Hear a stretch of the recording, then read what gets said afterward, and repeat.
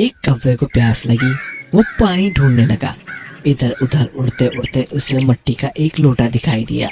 इसमें थोड़ा सा पानी था। कौवा बड़ा खुश हुआ, लोटे में चोंच डाली, मगर वो पानी तक ना पहुंची। ये हाल देखकर कौवा सोचने लगा, अब क्या करना चाहिए।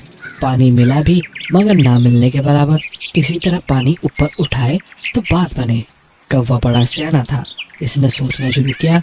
आखिर में एक तरकीब निकाल ही ली। लोटे के पास ही कंकरों का एक ढेर पड़ा हुआ था।